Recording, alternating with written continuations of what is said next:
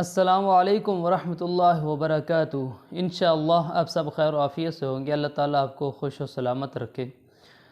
شریعت کے روح سے آج 5 فقہی مسائل بیان کیے جا رہے ہیں جو کہ ناخن کے متعلق ہیں، جس کو نیل بھی کہا جاتا ہے۔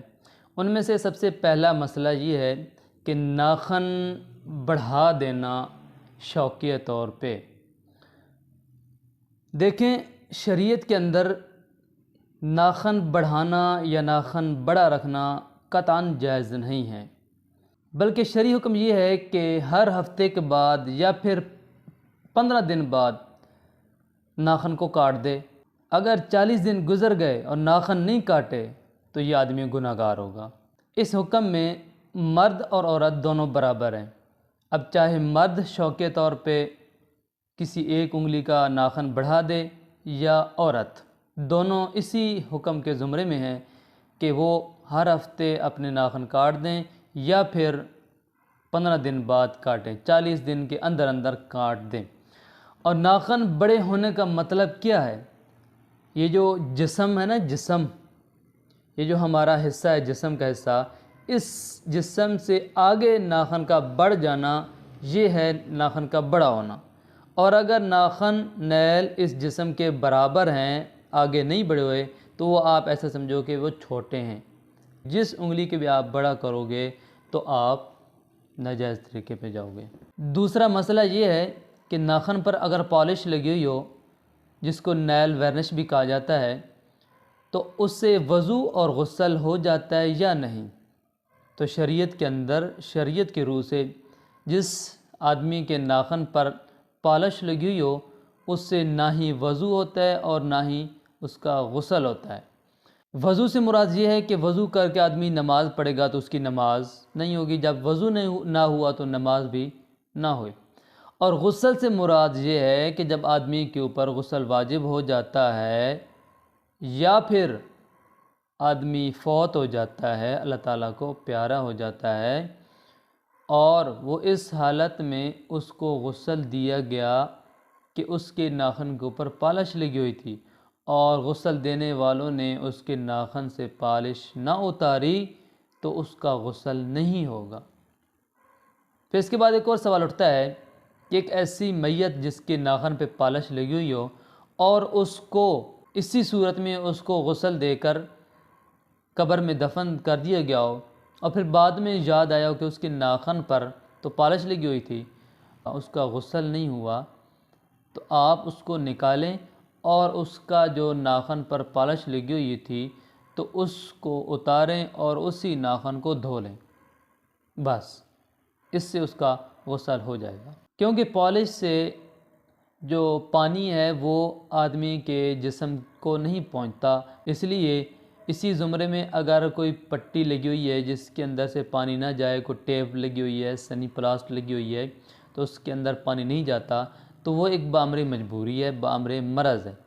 لیکن شوقیہ طور پہ، فیشن کے طور پہ پالش لگانا، پھر اس کے بعد اس کو اتارنا نہ اور ویسے ہی وضو کر لینا یا غسل کر لینا، تو اس سے نہ ہی وضو ہوگا اور نہ ہی غسل ہوگا۔ جب وضو اور غسل نہیں ہوں گے تو پھر نماز بھی نہیں ہوگی اور انسان کو پاکی کی حالت بھی نہیں مل سکتی۔ حالت جنابت کے اندر آدمی ناخن کاٹ سکتا ہے یا نہیں؟ مثال کے طور پہ انسان کو غسل کی حاجت ہو گئی، انسان کو نہانا واجب ہو گیا انسان پر، تو اسی حالت کے اندر وہ ناخن اتار سکتا ہے یا نہیں اتار سکتا؟ تو اس کے بارے میں شریعت مطہرہ یہ فرماتی ہیں کہ اس حالت میں ناخن اتارنا یہ مکروہ ہے۔ کیوں؟ اس کا ریزن یہ ہے کہ ایک آدمی حالت جنابت میں ہے جو کہ ابھی پاکیزگی اس کے اندر نہیں ہے، تو اسی حالت میں اگر وہ ناخن کاٹتا ہے تو ناخن بھی انسان کا جسم ہوا، مطلب ناخن بھی پاکیزہ نہیں ہے، تو ناخن کٹ کے گر گئے، انسان سے جدا ہو گئے، تو اس کے بعد یہ جو جدا ہونے والا جسم ہے یہ اسی حالت میں رہے گا جس حالت میں اس کو جدا کیا گیا، مطلب یہ ناپاکی کی حالت میں جدا کیے گئے تھے تو ناپاکی کی حالت میں ہی رہیں گے۔ اس لیے شریعت کہتی ہے کہ آپ پاکی کی حالت میں ناخن اتارو تاکہ یہ ناخن قیامت تک پڑے رہیں، تو اسی پاکی کی حالت میں پڑے رہیں۔ اچھا، چوتھا مسئلہ اس موضوع کے اندر بہت ہی امپورٹنٹ اور خاص ہے، وہ یہ ہے کہ ناخن کاٹ کے پھر ناخن کو کہاں پھینکا جائے۔ دیہاتوں میں، گاؤں میں تو اکثر آدمی پھینک دے تو مٹی کے نیچے اوپر نیچے ہو جاتا ہے، دب جاتا ہے، یا سائڈ پہ چلا جاتا ہے جہاں اس کی بے ادبی نہیں ہوتی۔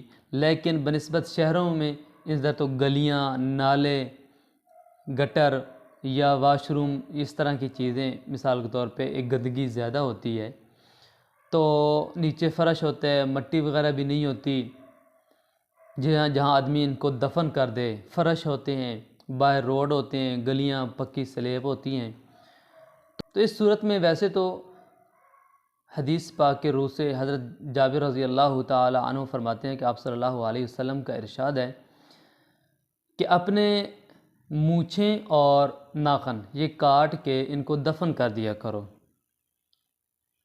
لیکن چونکہ شہروں کے اندر دفن کرنے کا اتنا ذریعہ اور اتنی جگہ نہیں ہوتی، تو اس کے لیے بہتر صورت یہی ہے کہ آدمی جہاں دیکھے کہ ان کی سیفٹی اور یہ ایک محفوظ مقام پر پڑے رہیں تو آدمی ان کو ادھر ہی رکھ دے۔ مثال کے طور پہ آپ کا چھت کے اوپر پھینک دیں، یا آپ سٹور میں پھینک دیں، یا آپ ایسی جگہ پر پھینک دیں جہاں آپ کو ادھر سے اٹھانا نہ پڑیں، یا آپ کے گھر کے اندر لون لگا ہوا ہے اس کے اندر آپ دفن کر دیں، یا اس طریقے سے کوئی بھی ایسی صورت آپ خود اپنا لیں جو کہ ایک محفوظ طریقے پہ یہ سیو رہیں، ان کی بے ادبی اور ان کی بے حرمتی نہ ہو۔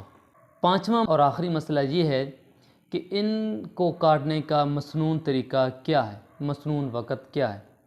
حضور پاک صلی اللہ علیہ وسلم کا ارشاد ہے کہ اپنے ناخن اور اپنے بال ان کو آپ ہر ہفتے کے بعد کاٹ دیا کرو، یا پھر 15 دنوں بعد، 40 دن کے اندر اندر کاٹ لیا کریں۔